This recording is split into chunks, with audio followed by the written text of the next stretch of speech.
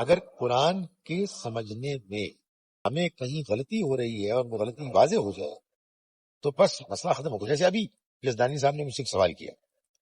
تو سوال یہ تھا کہ ہم لوگ یہ کہتے ہیں، بار بار یہ کہتے ہیں کہ قرآن ہے جو غالب ہے، قرآن ڈومینیٹ کرے گا، قرآن کا ایک لفظ بھی آپ اگنور نہیں کر سکتے، یہ اللہ کا کلام ہے. تو انہوں نے کہا کہ پھر یہ آپ لوگوں نے کیا کیا کہ سورہ بقرہ کی ایک آیت کے پیچھے ایک سٹوری کو مان لیا.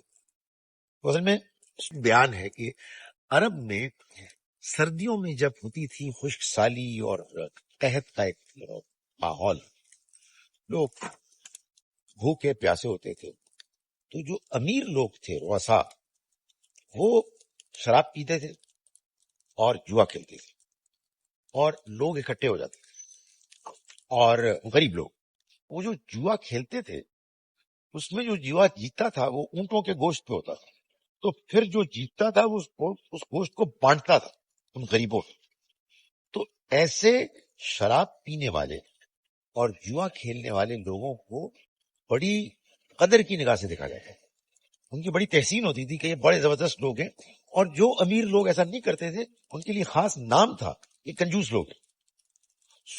اب قرآن مجید نے یہ کہا کہ یہ آپ سے سوال کرتے ہیں شراب اور جوئے کے بارے میں، ان سے کہیے کہ اس میں بڑا گناہ بھی ہے اور لوگوں کے لیے فائدہ بھی ہے، لیکن اس کا گناہ، ان دونوں کا گناہ ان کے فائدے سے زیادہ ہے.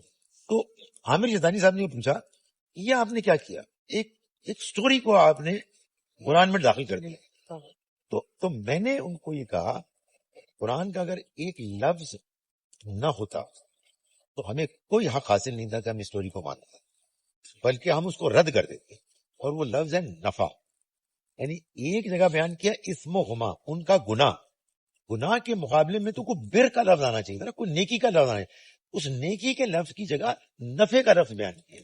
اس سے معلوم ہوا کہ کوئی نفع تھا، کوئی بینیفٹ تھا کہ جو لوگوں کو حاصل ہو رہا تھا.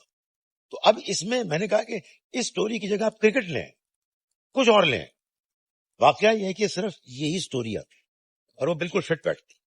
اس لیے ہم نے قرآن کے الفاظ کو اصل قرار دیتے ہوئے اس کے خارج سے ایک چیز کو قبول کر لیا. لیکن جو قرآن کے الفاظ کو قبول نہیں کرے گی سٹوری، اس کو ہم قبول نہیں کریں گے.